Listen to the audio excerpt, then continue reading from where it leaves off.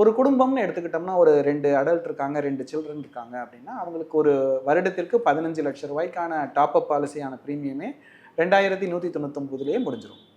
15 லட்சத்துக்கே வந்து ஒரு 4 பேர் இருக்கக்கூடிய குடும்பத்துக்கு அதிகபட்சம் 2199. அவ்வளவுதான். அது டாப் அப் பாலிசியோடைய பிரீமியம். அதிகமாக இந்த டாப் அப் பாலிசி வந்து 18ல இருந்து 60 வயசு வரலும் இருக்கிற எல்லாருக்குமே அதே ரேஞ்சிலேயே இருக்கக்கூடிய பிரீமியம் தான், ஏறாது இறங்காது.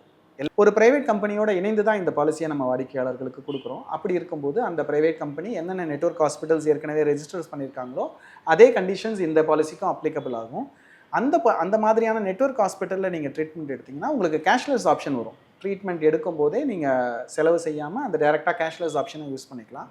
ஒருவேளை நீங்கள் வேறு ஹாஸ்பிட்டலில் ட்ரீட்மெண்ட் எடுக்கிறீங்கன்னா உங்களுக்கு ரீஇம்பர்ஸ்மெண்ட் ஆப்ஷன் வரும். இந்த மெடிக்கல் இன்சூரன்ஸ், ஹெல்த் இன்சூரன்ஸில் நீங்கள் பாலிசி எடுக்கிறீங்கன்னா, இந்தியா போஸ்ட் பேமெண்ட் பேங்க் மூலமாக எடுக்கிறீங்கன்னா, அவங்க எந்த கம்பெனியில் நீங்கள் எடுக்கிறீங்களோ அதனுடைய கண்டிஷன்ஸ்க்கு உட்பட்டு நம்ம நெட்வொர்க் ஹாஸ்பிட்டல்ஸில் கேஷ்லெஸ் எடுத்துக்கலாம். நம்ம ஏற்கனவே அந்த குரூப் ஆக்சிடென்டல் பாலிசின்னு ஒன்று வச்சுருக்கோம் இல்லையா, அதில் ஒரு 2 நிறுவனங்கள் வந்து கேஷ்லெஸ் கொடுக்குறாங்க. மற்ற நிறுவனங்களில் நீங்கள் ட்ரீட்மெண்ட் எடுத்ததுக்கப்புறம் பில்ஸை சப்மிட் பண்ணி ரீஇம்பர்ஸ்மெண்ட் பண்ணி வாங்கிக்கணும்.